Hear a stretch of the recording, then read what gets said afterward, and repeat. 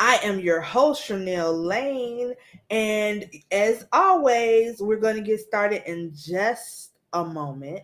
I want to give you all a chance to come on into the room, get comfortable, grab a drink of water or a drink of what have you, and share this with your family, with your Facebook family, with your YouTube family. Share, so that we can get people in to watch this wonderful, wonderful episode that we have in store for you. I am so excited. I am ready to go. You all just don't get it. This show is my heart. Like, I have loved putting it together for you guys. I think that it has the opportunity to do great, great things, and I just love y'all. I just love y'all. I love the support. I love the guests. I love learning about Black women's experiences.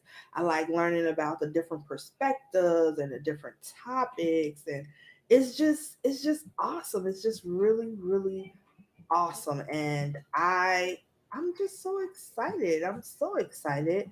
Our guest today is like thebomb.com. The topic and the reason why we're having an episode today is just awesome. And one of the things that I'm learning is that, you know, things happen for a reason. I've always believed that. But it's just been coming more apparent that things happen for a reason, that there is a reason for every single thing under the sun, right? And I don't know if those reasons are always good, but there is always a reason. So um, I had the opportunity to find a different guest than I already had scheduled. And all of this came through. And I just found out about the day we're going to talk about and the topic and how it related to me. And then I was like, I'm just going to reach out. And I did. And I met this wonderful young lady who is going to share her story. And I just think this is going to be a dope show. So come on in, take a load off, share with your friends, share with your family, share with another Black woman as we take you into words from a Black woman's experience. You're going to hear me say that a lot. Words from a Black woman's experience, because the show is about words from a Black woman's experience. Now I'm just messing with y'all. I'm sorry. Okay, so we're going to get started with the show. Um, As you all know, my name is Cherlnell Lane, the poetic storyteller, and as a author, writer, speaker, facilitator, teacher, advocate, activist, all of those things, I know how important it is to communicate. It's the way we express, we learn, we teach. Words from a Black woman's experience was created to highlight Black women's stories. I have created a space where Black women can be themselves boldly and unapologetically.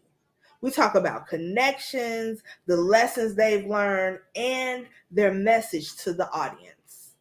I feel that words are one of the most powerful tools on earth, whether written, spoken, signed, sung, read, or performed. And these are words from a Black woman's experience. Welcome. This evening, we are celebrating Sleepy Saturday, or Narcolepsy Awareness Day, which was March 13th, 2021. Narcolepsy is a chronic sleep disorder characterized by the overwhelming daytime drowsiness and sudden attacks of sleep. People with narcolepsy often find it difficult to stay awake for long periods of time, regardless of the circumstances. Narcolepsy affects an estimated an estimated 1 in every 2,000 people in the US. This means that 200,000 Americans have it, which is why it's called a rare disease, and only 0.02% of those are Black. I am a part of the 0.02%. So I wanted to do my part to shed light on this rare disease because there may be someone out there who identifies with the symptoms, who needs to speak up or to know that they aren't alone and someone else out there has it and is surviving it, to create a network. If you have narcolepsy out there and you are watching this, or you know someone with narcolepsy and you are watching this, please, please get in contact with me through Facebook, through Instagram, through YouTube, through email, whatever way you need to get in touch with me so that we can further build a community of African Americans, of Black people. Don't have to be African American, Black people who have this rare disease, this rare disorder, so that we can support and uplift each other. Now, this week we are speaking with JosieBell Kuku in an episode called Self Love with Narcolepsy. JosieBell Kuku is a teacher, artist, writer, communication specialist, event planner, and content creator. excuse me, excuse me. And content creator. She recently founded the brand Aurora's Bells, which means Dawn of Beautiful, and encompasses arts and crafts, entertainment, writing, and advocacy work. She's been working as a teacher and childcare provider for preschool and elementary age school children for over a decade, and has developed a passion for working with kids, empowering them to be their best selves, and advocating for radical changes in education to better serve all kids. She's also passionate about the arts, entertainment, philosophy, communication, psychology, and more. She's a self proclaimed nerd and is always looking to learn new things and meet new people, because the best educators are those who are also able to be the best students, and the best speaker are those able to be the best listeners. That's a quote. Somebody write it down. Let's welcome Miss JosieBell Kuku. Woo! Hi. I'm so excited to be here. I'm excited to have you. How are you today? I'm doing good. How are you? I'm good. I'm good. I just want to take this time to let our audience know that this is an interactive experience. Please, please comment, send your questions in the chat. We can see them from all platforms. So don't be afraid. Comment. If you like what we say, be like, yes, that is so true. We like that. Send hearts, whatever you need to do to keep this an interactive experience. If you have any questions for either one of us during this show, just ask in the chat box and we will present it. Anything you want to know more about, want us to expound about, or just, praise. We like it. We like it. Yeah. So yes, so Miss JosieBell Kuku, I love it. I love it. So, we know why we're here today. Yes. Yes. Saturday was Sleepy Saturday, which was a day acknowledging and bringing awareness to narcolepsy. So I am just going to assume that you may have narcolepsy. Would that be a right assumption? Yes. Let's see. So we both are a part of the 0.02% of Black people in America, in North America, actually, um, that have narcolepsy. Yes. Look at us finding each other. Look at it. So first we're going to go into a section I call connection. And we're going to talk about how we are connected to each other. So actually, even though we seem to get along smashingly, me and Miss JosieBell Kuku, would it be okay if I just call you JosieBell? That's fine. Okay, Miss JosieBell and me met. What was that? Thursday. A couple days. Yeah, Thursday. That's when Thursday. We met Thursday it's at the Narcolepsy Network, national, international, their support group, which is yeah. virtual. So I think it's international because I think people were there from Canada. Yeah, And there were people from other countries, yeah. so yeah, so it's an international support group with the Narcolepsy Network. Also, I just wanted to state that all information that I'm giving is from the Narcolepsy Network.org site. There you will find great resources. You can get connected to actual people you can talk to and ask questions. They have support groups, they have workshops. So check them out definitely if you think that you may have narcolepsy, if you think someone you know may have narcolepsy, or if you know you have narcolepsy and you are not understanding it, not getting the support, just check them out. They're a really good resource, awesome resource. So since we're talking about connection, that's when I met you Thursday, Yeah. and I saw her. It was like I saw her across the room. No, I saw her across the Zoom, and I was like, she seems kind of cool. I already knew that I was looking for someone with narcolepsy, a Black woman, to come on the show today.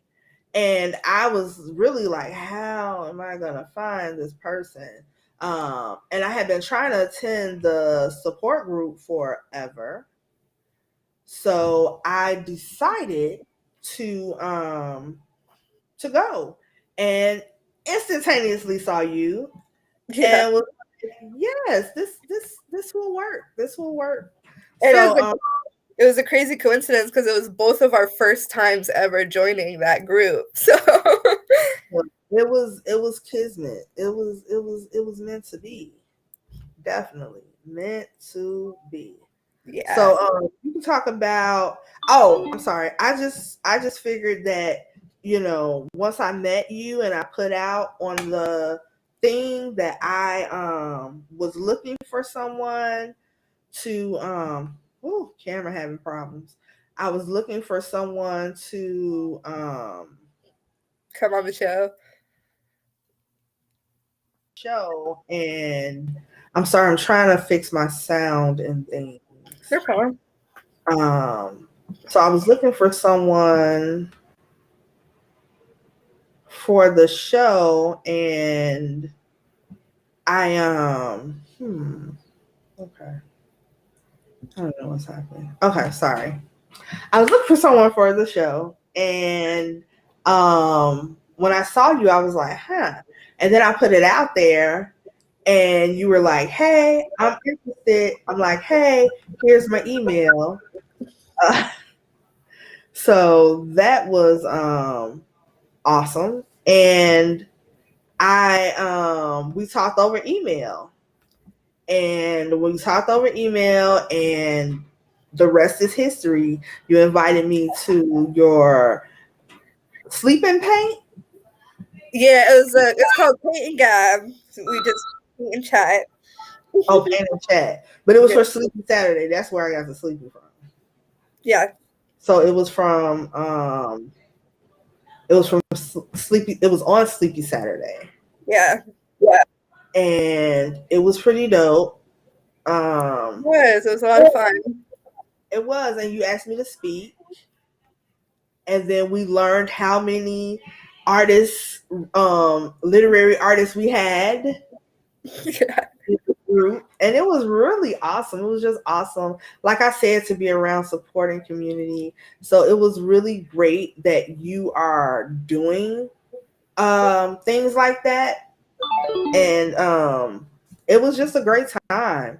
So I'm happy that I got to talk to you and meet you. You so far are an awesome person. I'm sure you are a very awesome person. Um, huh? I said you as well. Thank you. But I'm definitely glad we connected. I'm definitely your energy and everything right off the bat, amazing.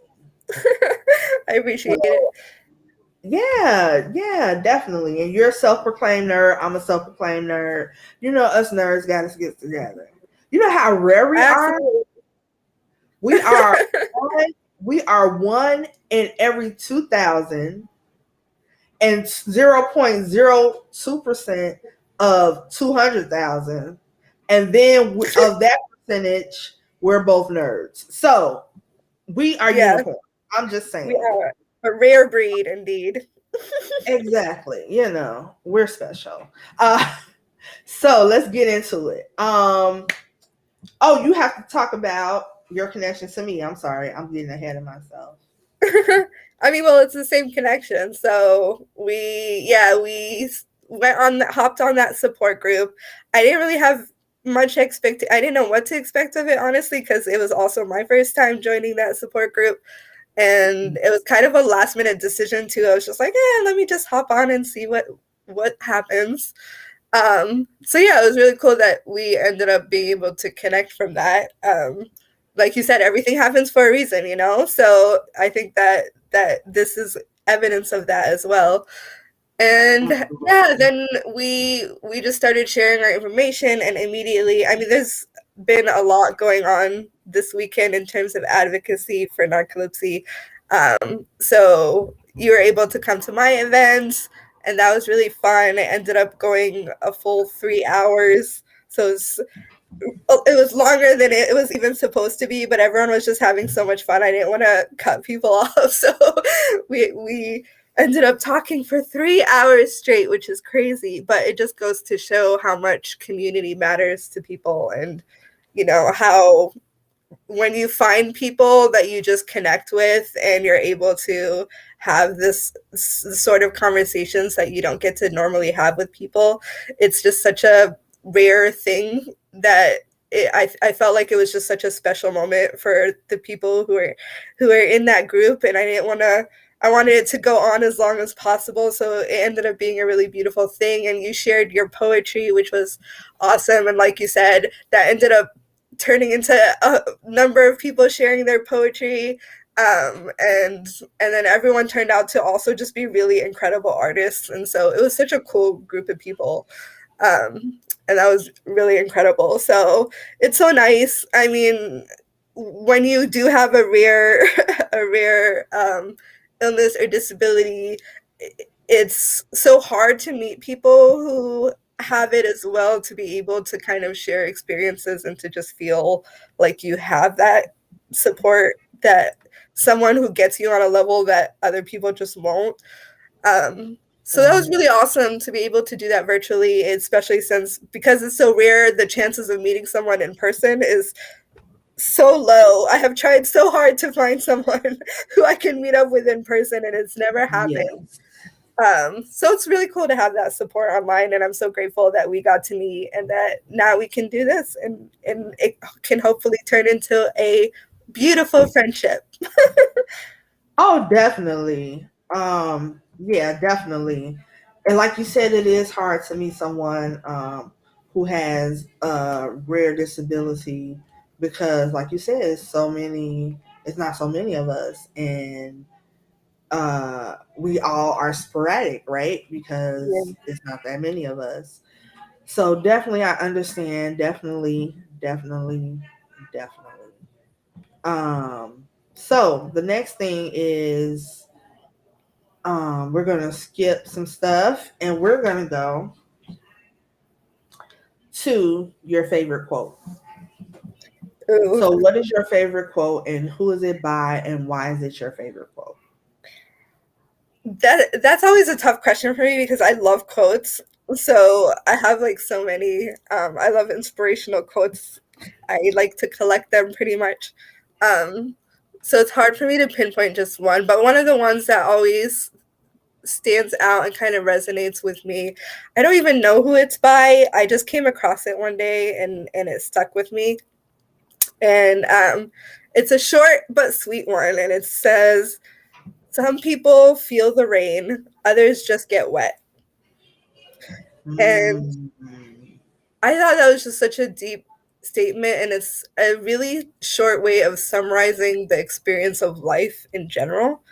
And I think, it showcases how we can go through life on autopilot so many times, and like it's so easy to get stuck in routines or to get stuck in a place where you just are losing connection with what you're doing on a daily basis. And I think that yeah, statement of like, you can be in the rain and you could get wet, or you could actually feel the rain. And I think it's that sentiment, like being able to really have a sort of deeper spiritual connection with everything that happens, even the little things. And that's how you kind of find joy in the world, is being able to find joy in the smallest of things sometimes. And especially, when you do have uh struggles, like if you, whether it's a disability or whether it's something else, we all have things that we go through sometimes. And the testament of being able to really thrive in life, I think, often comes down to being able to find that deeper joy, even in small things like rain.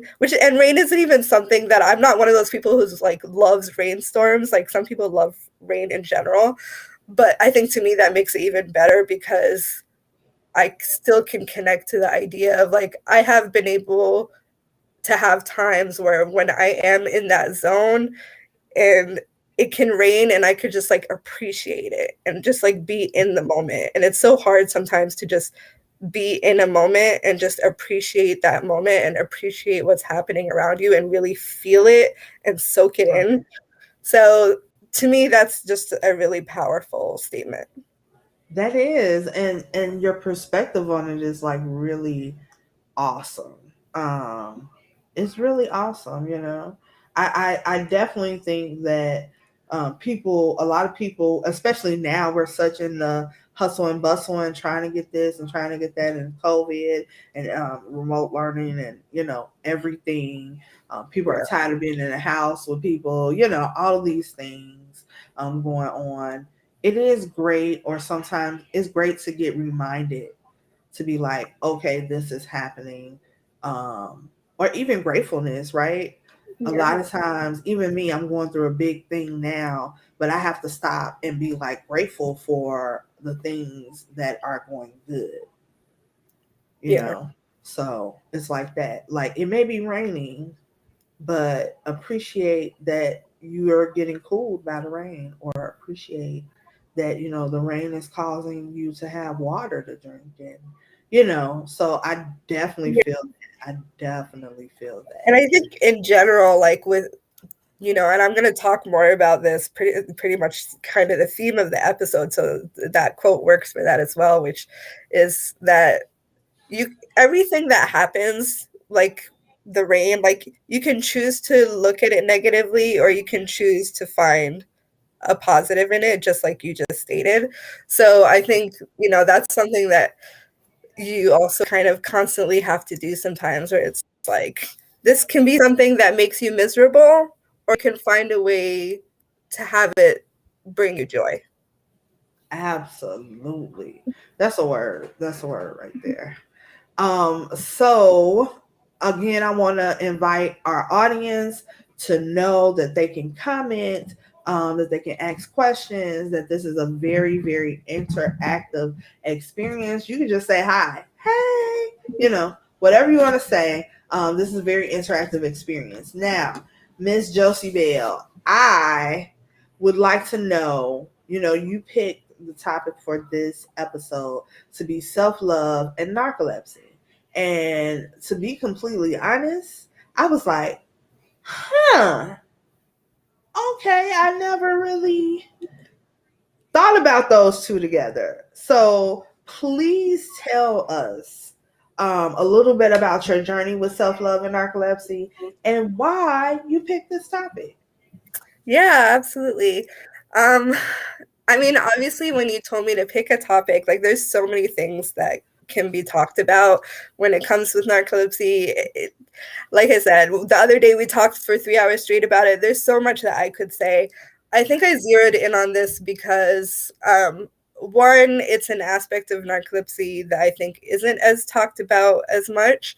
And the other one is because it's relatable to everybody, whether you have narcolepsy or not. Everybody should be on a self-love journey. So I think that makes it a little bit also of a more overall relatable topic. Um, Yeah. and for me personally, I mean, my journey with narcolepsy started as a teen or preteen, technically. Um, Seventh grade is my earliest memory of starting to have symptoms of narcolepsy. And for a lot of people in narcolepsy, when we hit puberty, that's when it triggers the symptoms to start, getting worse and worse and worse. So that happened for me. I pretty much hit puberty like right before I turned 13, a couple months before. So that's when my symptoms started.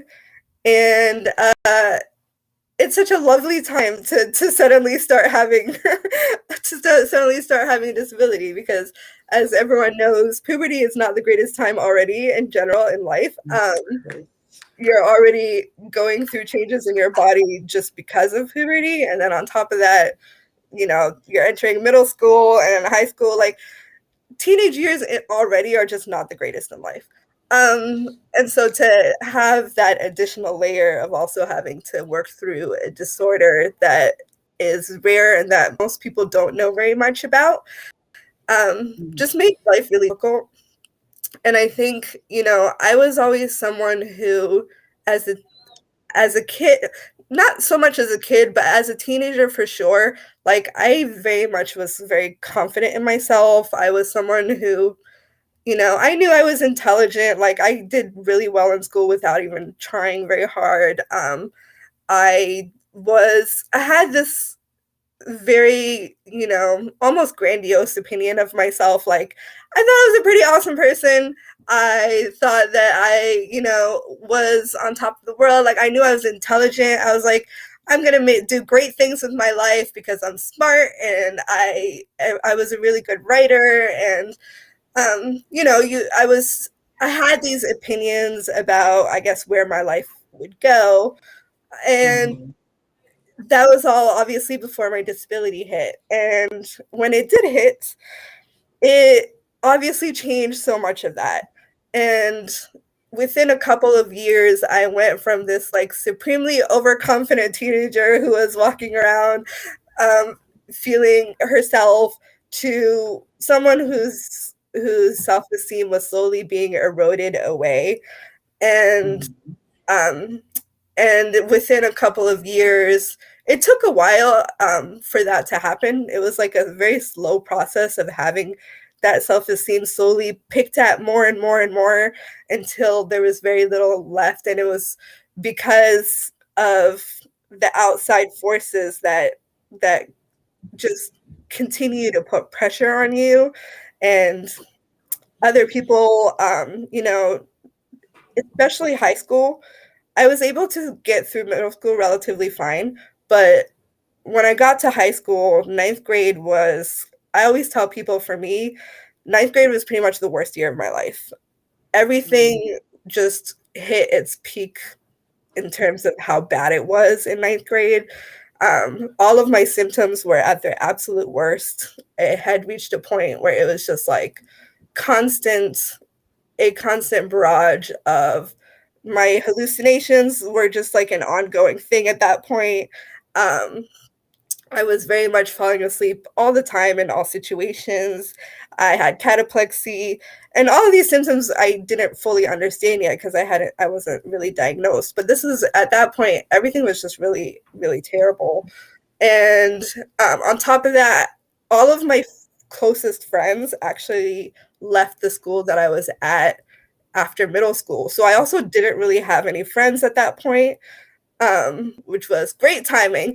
And then my relationship with my family also was very fraught at that time period. I was, fighting with my parents a lot and my siblings, and I just really didn't have a support system there as well that could help me through that. So on every level, academically, everything just got harder in high school. All of a sudden, my grades actually matter for college. So there was a lot of pressure on me to maintain these A grades that I've had my whole life. And, I went to a very small private school.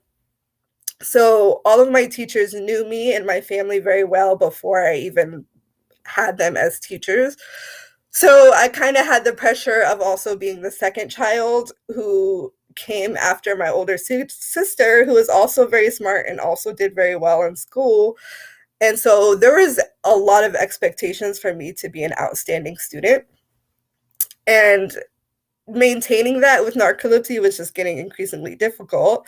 And I had teachers who would just constantly, one in particular would just constantly tell me that the work that I was giving was just not good enough. And that was something that really just stuck with me. And, she would constantly compare me to my sister, and tell me, like, why can't you be more like your sister? Why can't you work harder? Why can't you do more? And it was something at the time that infuriated me, and I was very frustrated by it because I knew that that wasn't fair. But at the same time, I was hearing it so often that it was starting to sink in and starting to get into my head. It says, is that why you went into teaching? That's a really good question. I don't know if that was the conscious reason that I went into teaching. I actually sort of fell into teaching mostly in the beginning because I just needed a way to make money while I was in college, and that was easily accessible. But I think it's part of why I fell in love with teaching. I think I really realized the impact that teachers have on a child's life, whether it's positive or negative. And because I had that example of that teacher who my experience with her was legitimately traumatizing. Like, I'm still in therapy recovering from the trauma that teacher had caused me in ninth grade.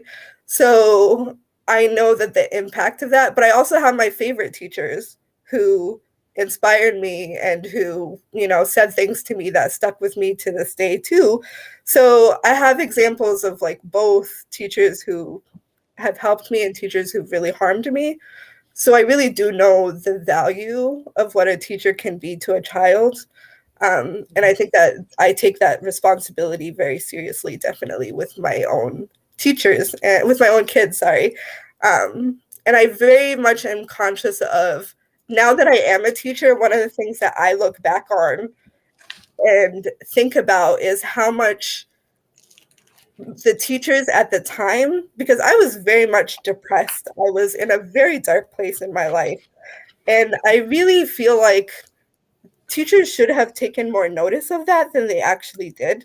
And it's very disappointing to me that there were enough teachers who paid attention to me enough to recognize that I was not in a good place in my life. Because I notice that as a teacher. Like, I will notice if a kid comes in and is not being themselves, is not having a good day, if they're acting out in a way that isn't usual for them. I notice those things, and I always will pull them aside and talk to them personally. And a lot of times I'll find out that there's stuff going on in their personal lives that are weighing heavy on them, and that's why they're behaving the way they are. So like, I'm very conscious of those things as a teacher, so it almost boggles my mind now looking back that I never had a single teacher talk to me about my narcolepsy, and they all knew I had narcolepsy because my parents told them. my parents had private meetings with all of my teachers after I was officially diagnosed, because I did end up getting officially diagnosed in 9th grade. And they met with all my teachers and told them personally, by the way, my kid has narcolepsy. Not a single teacher ever talked to me about it or asked me about it or, you know, cared to figure out what that means or how that affects me or how that made me feel, which is really strange. Now, as a teacher, I just find that to be indicative of the fact that I had a lot of teachers that honestly just didn't really care about my well-being, which is really shameful. It But is. I yeah, want to interject. I'm sorry. I'm no, no, sorry. go I just ahead. need to interject. Um, so we have a question that says, "With the teacher, oh, so does teaching make activate your symptoms more?" I got clarification on it. Okay, yeah, I wanted a little clarification on the question. Yeah, so does it make my symptoms worse? No, actually, well, in some ways, yes, and in some ways, no.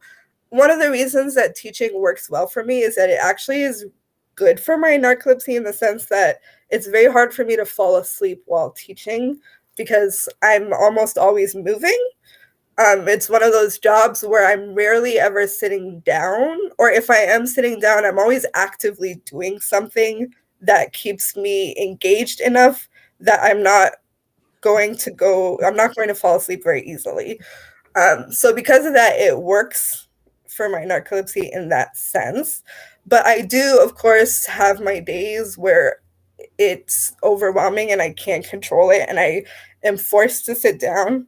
And I know with that job that if I sit down, I will be out. So I always try really hard not to do that. But some days it happens, and unfortunately, you know, there are some supervisors that I've had who've been very understanding about it and coworkers who've been understanding about it, but I've also had ones who've been very not understanding about it.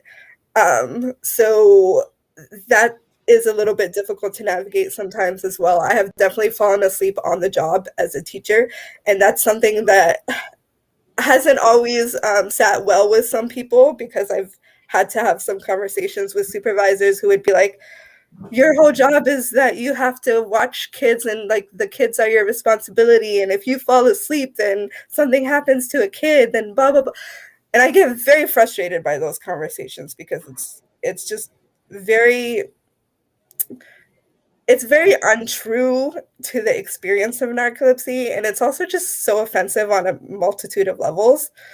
I have obviously been teaching for a really long time, and I was like, to suggest that me just like falling asleep for a couple of seconds, which is usually what happens, like my sleep attacks when they do happen last for a couple of seconds and then I wake up.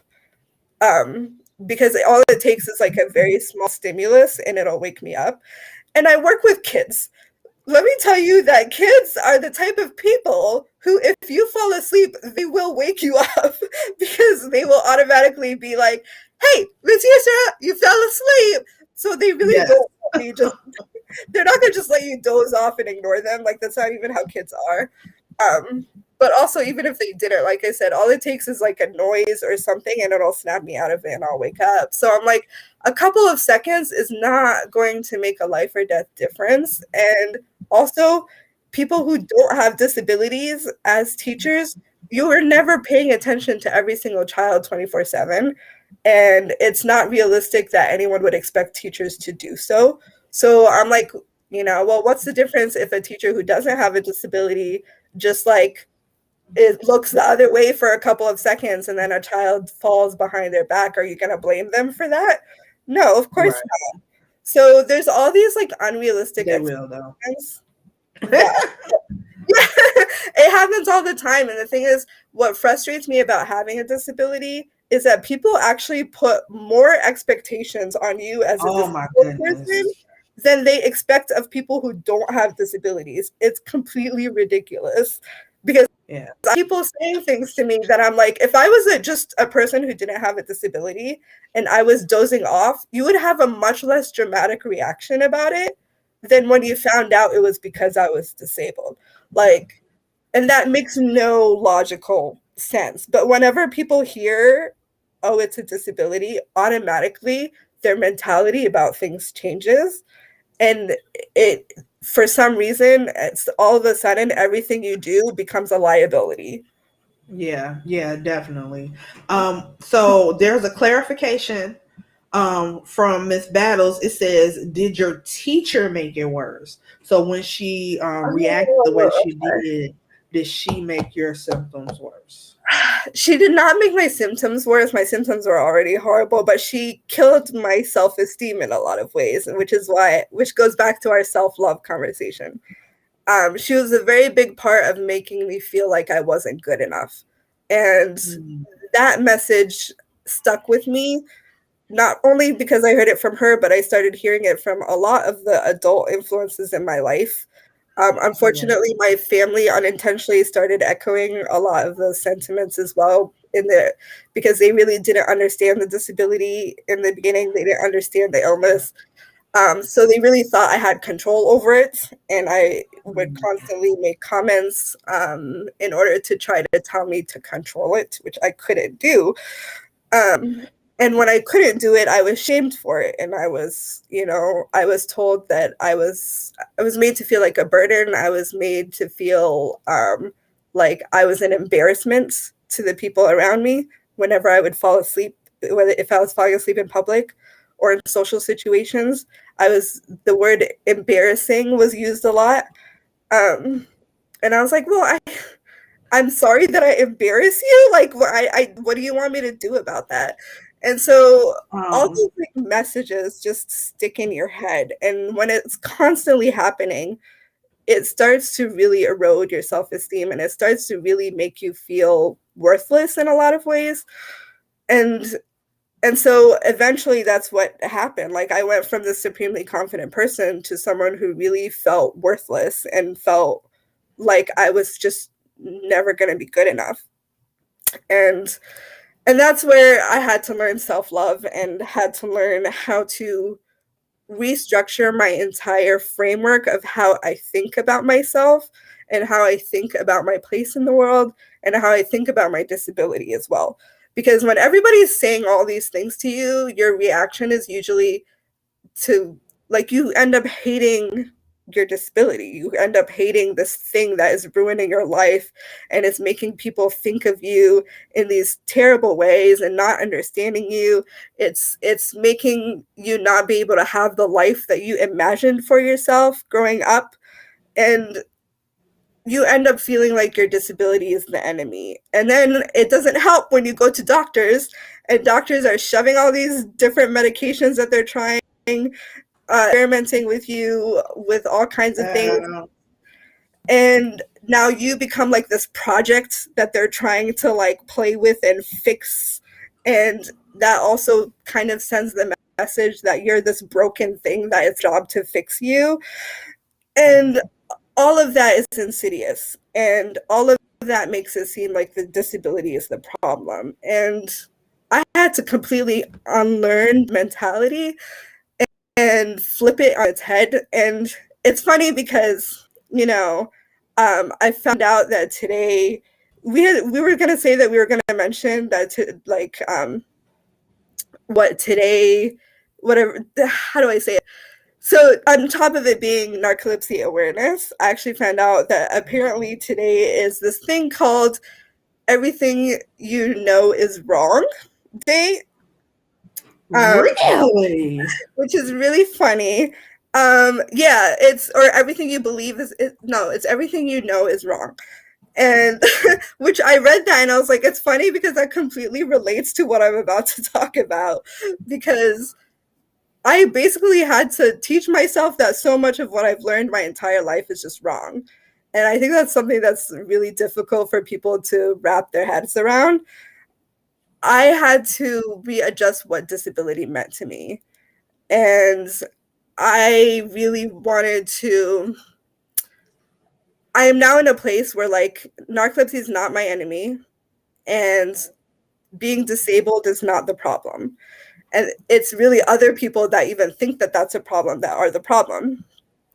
And the problem is, from when we're young, we're kind of indoctrinated to believe a lot of things, and a lot of those things I had to untrain myself from believing. One of them being, that your worth is directly related to what you can, produce economically, and that's completely untrue. Yes. And also, my worth being connected to like your ability to be quote unquote successful in the traditional sense of the word, which is usually in our country is monetary. Um, Yes. and then also just the fact that being disabled is something bad and something that, is, like I said, that you are broken and you need to be fixed. And Mhm. I had reached a point where I was just done with doctors, and I was done with medicine. I was done with being experimented on. I was done with so many different things, and I was like, you know what? Why is it that my narcolepsy is even a problem? Like, who gets to decide for me that my disability is a problem? Who gets to decide for me that the way I'm living my life is somehow wrong and needs to be like everybody else's in order for it to be right? And when I started to ask those questions, that's when I really started to change my framework, and I was like able to be like, you know, my life is never going to look like other people's. The way I live it, the way I experience it, isn't like other people's. The way I experience sleep, the way I move through the world, it's not going to people's, but that's okay. And I don't need to change it Yes. to make it look like other people's in order for it to be right. Right. There's a comment that goes Yes. right along with what you're saying. It says, it is by Emo Lon Flamingo. It says, it's like rather than sharing your joy for the times you're able to accomplish something you don't normally have the energy to, it's used as proof you'll always be able to do this and simply don't try. We also have, Yeah. I'm sorry, you can comment on that, but we have No, some no, go more. ahead. Yeah, I 100% agree with that. So we also have, oh, someone asked, Miss Rachel, have your employers or and supervisors been open to you explaining more about narcolepsy so they understand it's more than feeling a little sleepy? I'm going to add to this because Yeah, I wanted to also ask, how do you feel we go about educating people who we come in contact with yeah, about narcolepsy? Like your family, did they like, because I know usually in the Black community, in yeah, any community, narcolepsy is a rare disease, yeah, right? yeah, But in the Black community, we usually try to explain things away, and we don't want to accept things for what they are. yeah, So sometimes instead of understanding or accepting that this is connected to this, because sometimes people think sleep is sleep, like, oh, you just sleep a lot, yeah, and they don't yeah. understand the interworkings, like that's not what it is, or you just need to wake up. I had a doctor tell me that. Side story. Yeah. Recently I was in the hospital and it was like 2 o'clock in the morning, and this doctor trying to take intake, and she's asking me all these questions, and I'm going out. I haven't had no medicine. I'm going out. I've been there all day. I'm going out, coming in, going out. And she keeps Yeah. hitting my leg. She keeps hitting my leg. And I'm Yeah. telling her, I'm like, hey, I have narcolepsy. So if I go out, that's not something I can control. And so in between me going down and her pushing my leg, she says, well, if you keep falling asleep, I'm gonna have to pinch you. Oh my God. When I tell you, God came down and they was like, we got to put her to sleep right now. I went and I didn't wake up till the next morning. I was like, oh, because if I got back up, how are you gonna pinch me, lady? Really? Yeah. Oh my God. Yeah, people, there's Yeah. just so much insensitivity from people about it. And honestly, the question of educating is always a difficult one because whether it's about disability or like, I mean, we have to deal with that as Black people as well when it comes to education Absolutely. on race. The problem is educating people is an additional burden. It Yeah, is it's exhausting.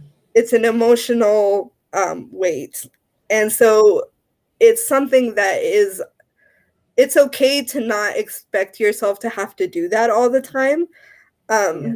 And I definitely don't try to do that all the time. I definitely pick and choose my moments and which people are even worth putting in that energy to do that with. And I think, with close family and friends who are you're going to have in your life for long periods of time, obviously it's worth putting in that time. I feel like with the workplace, I don't put as much effort in trying to do that with people just because it doesn't feel worth my energy and my time to do that with the vast majority of people I work with. Um, I think it's the problem is like I'm already so exhausted at work that I don't have the energy to explain myself. So, Yeah. I've definitely had times with my supervisor, one of my supervisors who wasn't that understanding. There were times when I could have been like, here, let me break it down to you what this is actually like. But I never did because I just really didn't have the like people Yeah. don't realize that it takes everything So much. inside of Yes. you to be present and doing the job in the first place, that putting any additional layer of burden on you is just not, you really can't do it. And so, especially also like, I have cataplexy as well as, and Right. so, you also try to avoid emotions when you have cataplexy because it Yeah. triggers cataplexy. So, educating at work I've found to be a difficult thing to do, to be honest. I haven't really found um, I haven't really found a way to do that for the most part. I will, with people who are already supportive, I will like share a little bit, but I really haven't shared a lot at work ever. But with Uh-huh. my friends and family, I definitely put more effort in trying to explain um, what it feels like and also what my needs are and how they can help me. I that's the question I just asked you on the Yeah. screen. I actually was talking about like mass education, not like us individually Oh, okay. educating people, because I don't have the energy either. Like, who does have the energy? Like you said, it's the same thing about being Black. People want you to educate them all the time. A prime example, Sharon, what is her name? Sharon Osbourne with this Meghan Markle and Piers Morgan, and she Yeah. sat there crying. Her, they call them white tears, but she sat there crying and talking about some and told Cheryl Under, don't you dare cry. I should be the one crying. Like, lady, really? Then explain it to me. No, go get a book. Yeah. Watch Yeah, some videos. exactly. It's no one's You know, responsibility to have to absolutely. explain to you. Absolutely. Okay, we got a few more comments that I want to Yeah. run through. Yes. A comment is, I'm sorry that they didn't understand. Sometimes the children understand more. And that was in response to your comment about your parents not understanding. Then we have this one, which I think I put up already. Yeah, I think I put that one up already. And Yeah. then we have this one from Rachel. I am so inspired that you no longer consider narcolepsy as the enemy. I'm still working on that. And Yeah. then she says, amen to relearning that productivity doesn't determine personal worth. I am still learning that. I am learning it, Yeah. but I like, you push yourself, but then it's like the more I push, the more my body is like, nah. Yeah. And unlike, oh, one thing I wanted to do, unlike you, like you, I also suffer from cataplexy. So I just wanted to let people know what cataplexy is. Cataplexy is when, along with falling asleep, your muscles just get out, basically, is the most simplest way I can explain it. So like when you see people that just collapse, like a lot of times on movies, they do it that way, like the narcoleptic person just be like, you know, and Yeah. collapse. Yeah. That's cataplexy. So as two people with cataplexy, which I also read in my studies that a lot of African American, I keep saying African Americans, black people, because it wasn't just African Americans. A lot of Right. black people do not suffer at high rates from cataplexy who have it. Oh, So really? that was interesting to me too. Yeah. Yeah.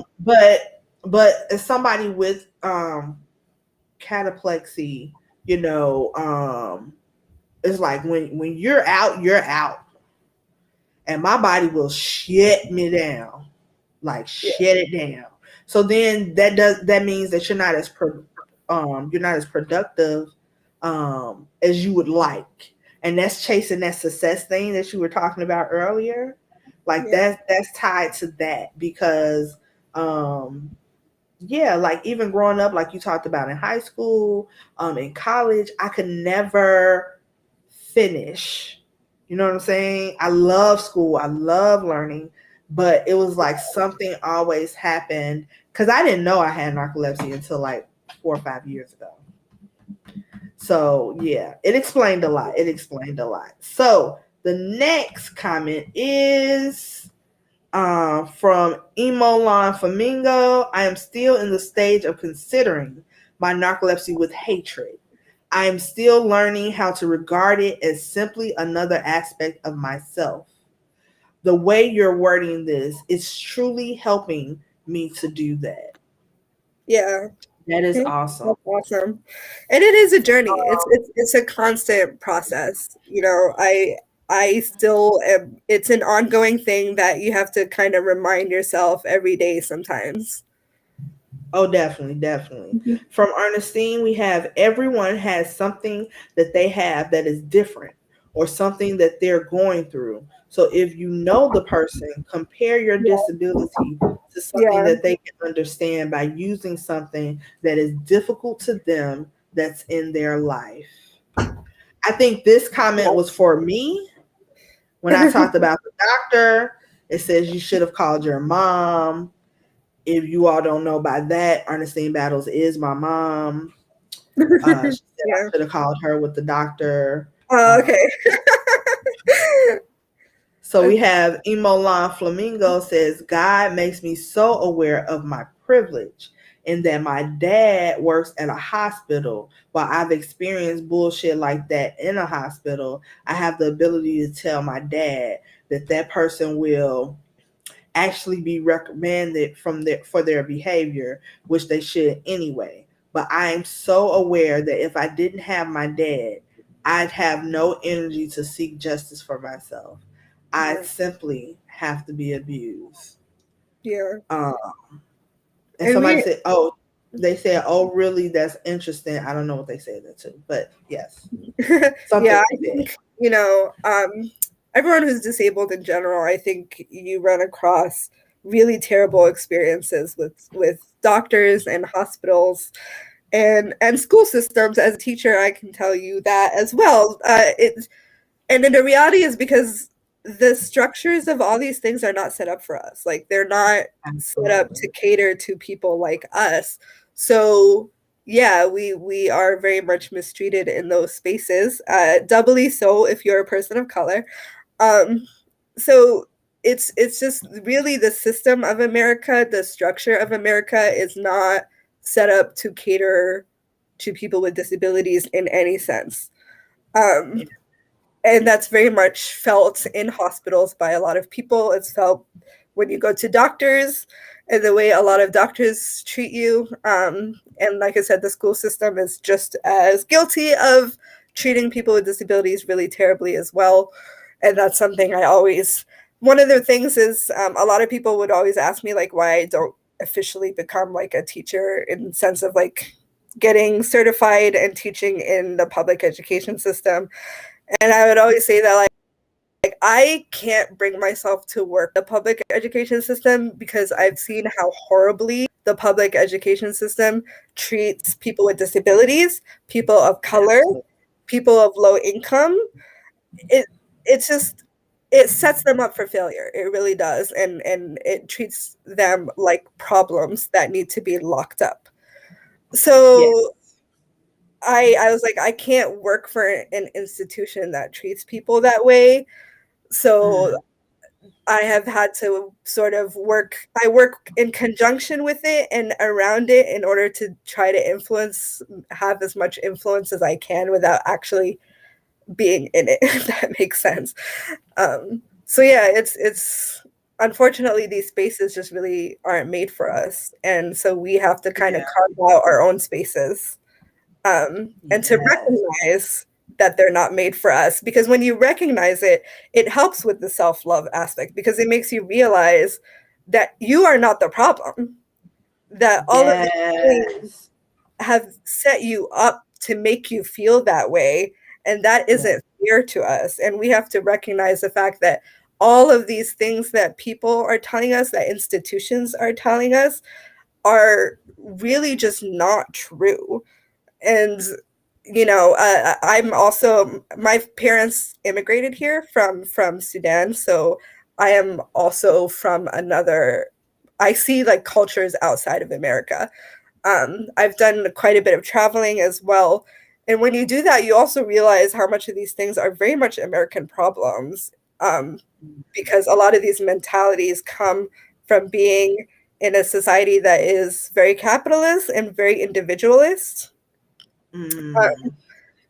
Because interestingly, if you, with like more collectivist societies, something that I notice is that there's much more of an element of people taking care of each other, and that's an expected responsibility of you as a human being in the world, to take care of other people.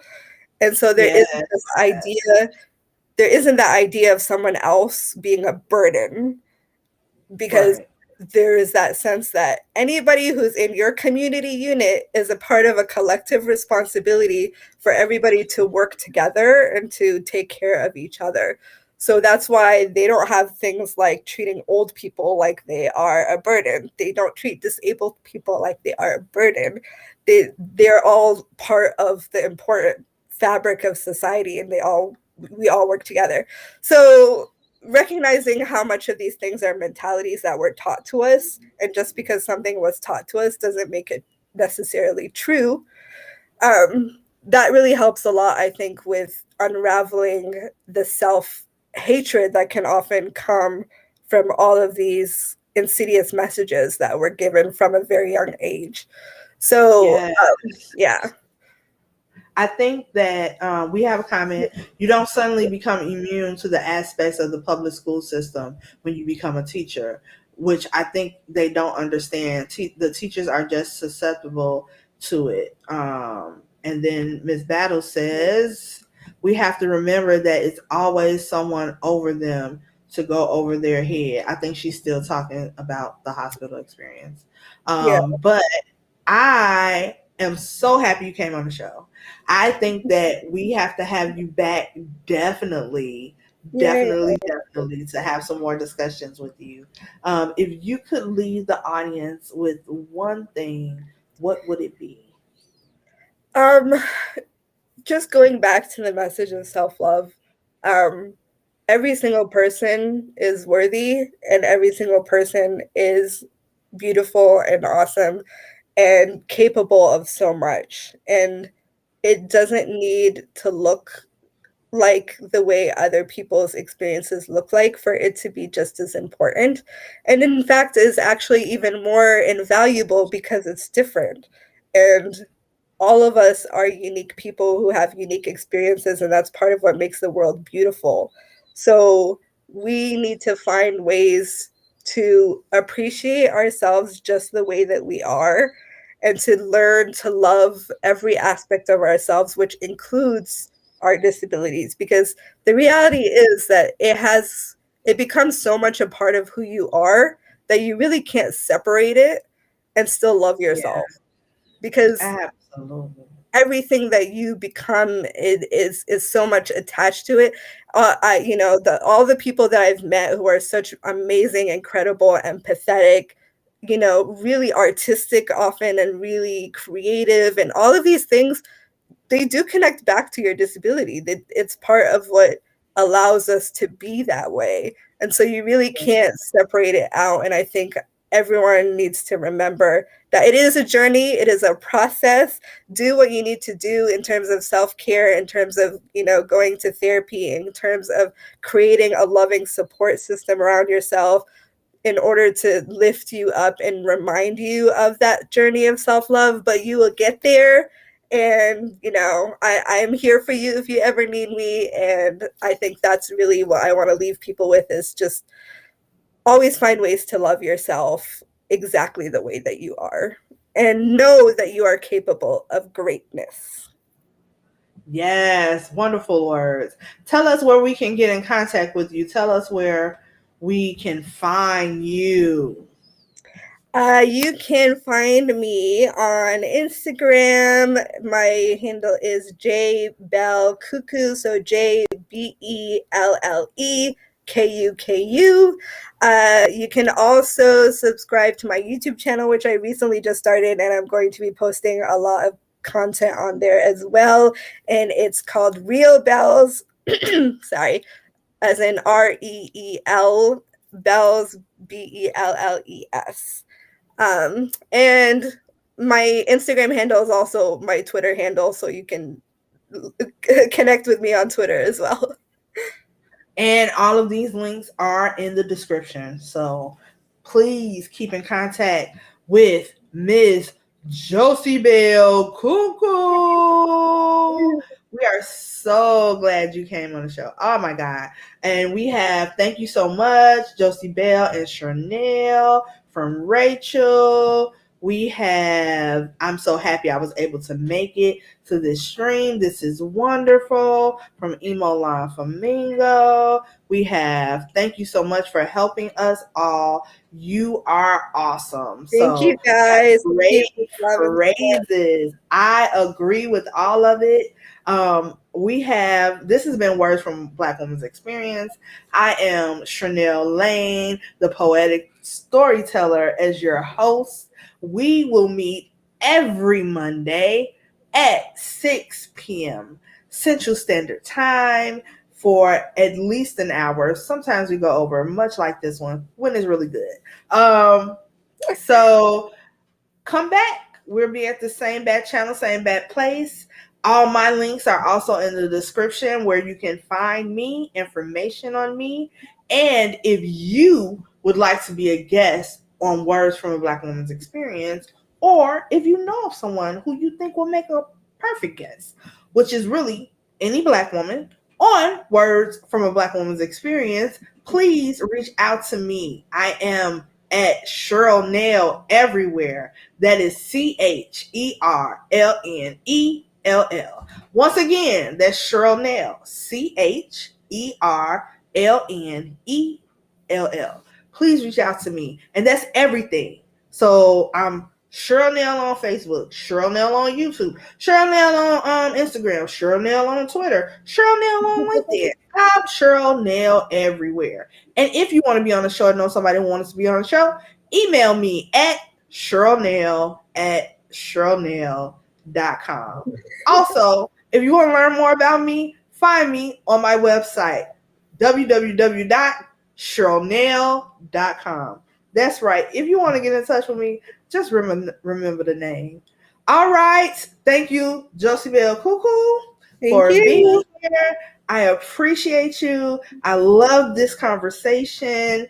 Thank you, audience, for participating and giving us great questions and great comments. I love you for watching. For those who are rewatching and reviewing this, thank you for catching up on the show. Please continue to leave your comments below. I do read them.